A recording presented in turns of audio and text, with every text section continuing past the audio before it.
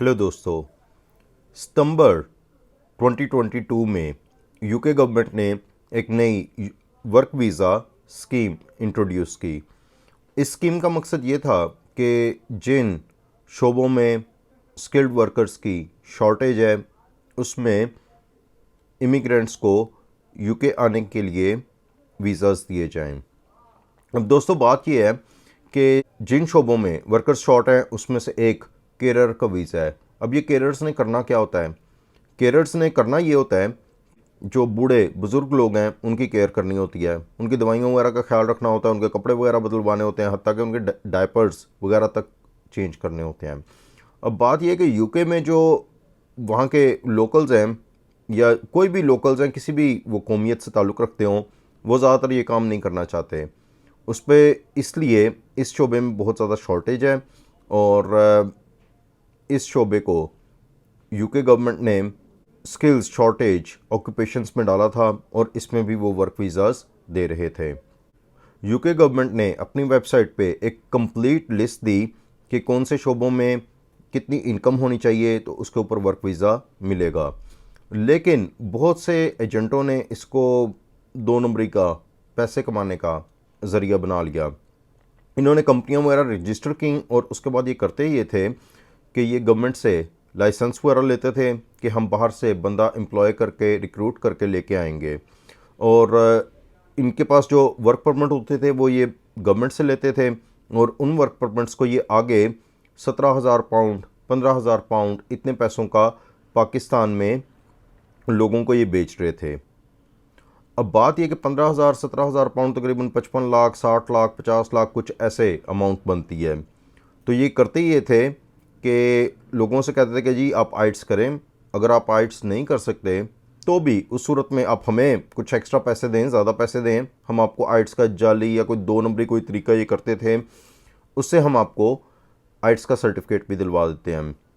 अगर आपने बीवी बच्चों समेत अप्लाई करना है तो वो भी आप कर सकते हैं, बस उनकी वीज़ा फ़ीस और इमिग्रेशन हेल्थ सरचार्ज वो एक्स्ट्रा ख़र्चे ऊपर आपको पड़ेंगे।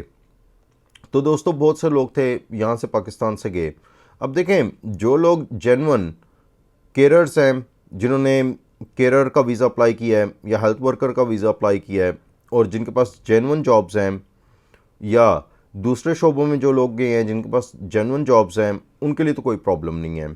लेकिन प्रॉब्लम ये है, अक्सरियत लोग जो यहाँ से जा रहे हैं वो वहाँ पे उनके लिए कंपनी के पास जॉब नहीं है। मैं रिपीट कर रहा हूँ, कंपनी के पास वहाँ पे जॉब नहीं है। कंपनी ने तो एक बिज़नेस बनाया हुआ है, गवर्नमेंट से वर्क परमिट लो, उस वर्क परमिट को 15,000 17,000 पाउंड में बेचो और बंदे को यूके ले आओ। अब बंदा या अकेला आता है या अपनी फैमिली के साथ आता है। अब ये जो लोग वहाँ पे जा रहे हैं, इनको कंपनी आगे से कहती है कि जी ठीक है आप आ गए हैं, हमारे साथ आपकी डील ये हुई थी कि आप हमें 15,000 17,000 पाउंड देंगे और हम उसके बदले आपको यूके का वीज़ा लेके देंगे।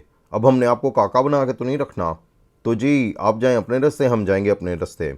लेकिन इससे जो वीज़ा लेके आया हुआ बंदा है उसके लिए बहुत ज़्यादा मसाइल हो जाते हैं, क्योंकि उसकी वर्क स्पॉन्सर उसकी कंपनी है। उस कंपनी के थ्रू उसको काम मिलना चाहिए, उसकी सैलरी स्लिप्स बननी चाहिए, उसका सारा पेपर वर्क होना चाहिए और गवर्नमेंट को वो सारा टैक्स जमा होना चाहिए। दोस्तों मेरा अंदाज़ा ये है कि एवरेज 400 पाउंड 500 पाउंड ऐसे एक वर्कर का माहाना टैक्स बनता है, जो कि इनकम टैक्स है, जो कि सैलरी पे होता है।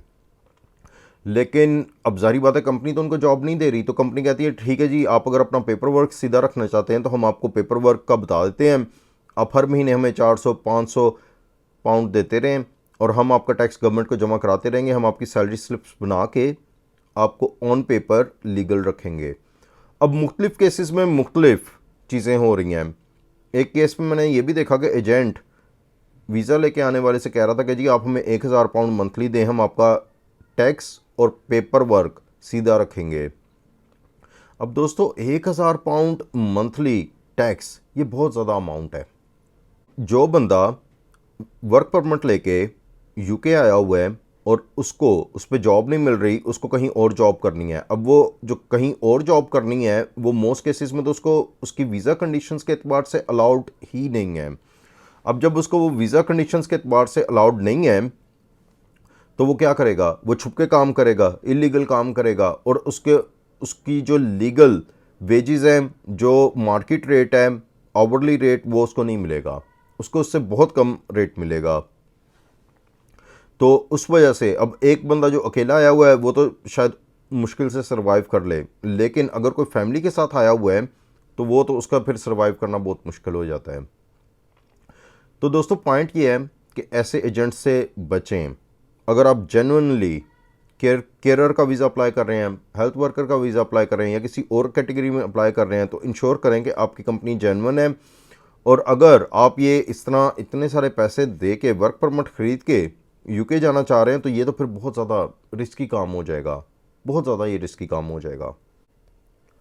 ऐसे वर्क परमिट लेके यूके जाना अक़लियतों के लिए तो अच्छा साबित हो सकता है, क्योंकि अक़लियतें अगर वो एयरपोर्ट पे जाके असाइलम कर देती हैं तो उनका केस आगे चलता है, तो उनके लिए शायद ये एक वाइबल ऑप्शन हो। अगरचे असाइलम वगैरह को मैं इंडोर्स नहीं करता और ना मुझे असाइलम का ज़्यादा पता है, लेकिन ये भी एक पॉइंट है कि मैंने देखा कि पाकिस्तानी अक़लियतें अगर वो ये वर्क परमिट वगैरह लेके यूके जाती हैं और जाके वहाँ पे असाइलम कर देती हैं तो उसके बाद उनके लिए इतनी ज़्यादा मुश्किलात नहीं हैं।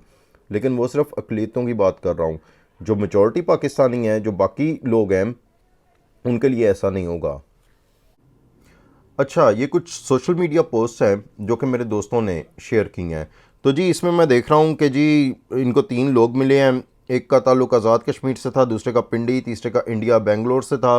ये सब वर्क परमिट स्किल्ड वीज़ों पे यूके आए थे और इनके स्पॉन्सर कंपनीज़ ने इनको सर्टिफिकेट ऑफ स्पॉन्सर्स भी दिए। अलग अलग कंपनियाँ, केयर होम। यूके में आए इन लोगों को 5-5, 6-6 महीने हो चुके थे, लेकिन स्पॉन्सर ने काम देने से माजरत कर ली, क्योंकि देखें ये सारा काम है 2 नंबरी का। इस बात में कोई शक नहीं है कि बहुत से केयर होम जेन्युइन काम कर रहे हैं, लेकिन कुछ केयर होम और कुछ कंपनीज़ ये 2 नंबरी में, फ्रॉड में इन्वॉल्व हैं। तो आप खुद सोचेंगे, जिस बंदे ने 15,000 17,000 पाउंड का वीज़ा ख़रीदा है, उसके बाद उसने वीज़ा फ़ीस पे की है, इमिग्रेशन हेल्थ सरचार्ज फ़ीस पे की है अपनी अपनी फैमिली की, और उसको यूके जाके कहा जाए कि जी अब जाओ, हमारे पास यहाँ पे काम नहीं है, ये काम बहुत कम है, तो आप सोच लें कि भाई वो अखराजात कहाँ से पूरा करेगा। और ये जो लोग इतने सारे पैसे दे रहे होते हैं, उनका आगे चल के मकसद ये होता है कि उनको यूके की परमानेंट रेजिडेंस या नेशनलिटी मिले, जो कि ज़ाहिर बात है एक बहुत तवील सफ़र है। यूके में इंडेफिनिट लीव हासिल करने के लिए इन लोगों के लिए ज़रूरी है कि ये 5 साल तक उस कंपनी के साथ काम करें, 5 साल तक इनकी सारी डॉक्यूमेंटेशन, सैलरी स्लिप्स, इनकी टैक्स पेमेंट्स गवर्नमेंट के पास प्रॉपर जमा होती रहे। उसके बाद ये इंडेफिनिट लीव के लिए क्वालिफाई करते हैं। लेकिन ज़ाहिर बात है, कंपनियां जब कह रही हैं जी हमारे पास काम ही नहीं है, और वो कह रही हैं जी आप अपने रास्ते जाएं, हम अपने रास्ते जाएं, हमारी आपके साथ डील थी यूके लाना, अब आप जाने, आपका काम जाने, तो ये फिर काम बहुत ज़्यादा मुश्किल हो जाता है। बहुत से लोग इस फ्रॉड का शिकार हुए हैं। तो ये वीज़े भी एक तरह से मिडल ईस्ट के कफ़ीलों की तरह हैं, जिस कफ़ील का वीज़ा लगता है उसी के साथ काम करना होता है। अब बहुत से लोग एजेंट्स को मुर्द इल्ज़ाम ठहराते हैं, कुछ लोग यूके गवर्नमेंट को मुर्द इल्ज़ाम ठहराते हैं, लेकिन बात यह कि यूके गवर्नमेंट ने ये तो नहीं कहा था कि भाई आप इस तरह 2 नंबरी करें और वीज़ाज़ बेच के लोगों को तकरीबन गैर कानूनी तरीके से यूके लाना शुरू कर दें। उनका मकसद तो ये होता है कि जो ब्राइटेस्ट, ब्रिलियंट लोग हैं, प्रोफेशनल लोग हैं, स्किल्ड लोग हैं, वो यूके आएँ। असल कसूरवार इसमें एजेंट्स हैं जो कि इमिग्रेशन कवानीन की खिलाफ वर्जी करते हैं और लोगों को सुहाने सपने दिखा के उनको वर्क परमिट बेच के अपने पैसे खड़े कर लेते हैं, और एक दफ़ा जब लोग यूके में पहुंच जाते हैं तो उसके बाद कहते हैं कि जी आप जाने, आपका काम जाने, हम आपके ज़िम्मेदार नहीं हैं। ये काम बहुत ज़्यादा ख़राब है। इससे हमारे मुल्क की बदनामी होती है, हमारे पासपोर्ट को मज़ीद बट्टा लगता है। तो कोशिश करें कि अगर आपने बैरून मुल्क जाना है, चाहे किसी भी कंट्री जाना हो, तो कानूनी तरीके से जाएं, ठीक तरीके से जाएं, ताकि आपको बाद में कोई मसाइल ना हो और आप फ्रॉड का शिकार ना हो। मेरा नाम फ़हीम अहमद है। मैं एक अकाउंटिंग एंड फाइनेंस टीचर हूँ। मैंने पाकिस्तान से 2007 से 2009 के दरमियान ACCA पास किया, जो कि यूके की प्रोफेशनल अकाउंटेंसी क्वालिफ़िकेशन है। उसके बाद मैंने 2009 के एंड में यूके स्टडी वीज़ा अप्लाई किया था, जो कि मैंने फरवरी में हासिल कर लिया था, और मार्च 2010 में मैं यूके चला गया था। वहाँ जाके मैंने अपनी मास्टर्स इन इंटरनेशनल अकाउंटिंग की डिग्री मुकम्मल की थी। उसके बाद मैंने पोस्ट स्टडी वर्कर अप्लाई किया था, वो वीज़ा मुझे मिला था, और 2 साल तक 2013 तक मैंने उस वीज़ा पे यूके में काम किया। उसके बाद मैंने यूके एंटरप्रेन्योर वीज़ा अप्लाई किया। तकरीबन 2014 में मुझे यूके एंटरप्रेन्योर वीज़ा मिला। 31 दिसंबर 2019 को मुझे यूके में इंडेफिनेट लीव टू रिमेन मिल, जो कि आप कह सकते हैं परमानेंट रेजिडेंस, मुस्तकिल सुकूनत। और उसके बाद 2021 में मुझे ब्रिटिश नेशनलिटी और ब्रिटिश पासपोर्ट भी मिल गया था। तो दोस्तों, बात यह है कि मैं इस सारे प्रोसेस से गुजरा हुआ हूँ। UK study visa, work visa, ये सारे प्रोसीजर से मैं गुजरा हुआ हूँ। मैं कोई इमिग्रेशन कंसल्टेंट नहीं हूँ, लेकिन मैं आपको एक जनरल गाइडलाइन दे सकता हूँ। तो मैं कोई वीज़ा कंसल्टेंट भी नहीं हूँ, और ना मेरा इसमें कोई फाइनेंशियल वेस्टेड इंटरेस्ट है। मैं ये वीडियो सिर्फ इसलिए बना रहा हूँ ताकि लोगों को गाइड किया जा सके। इस वीडियो में इतना ही। मज़ीद immigration, study visa, work visas वगैरह के बारे में बात होती रहेगी फ्यूचर वीडियोस में। शुक्रिया।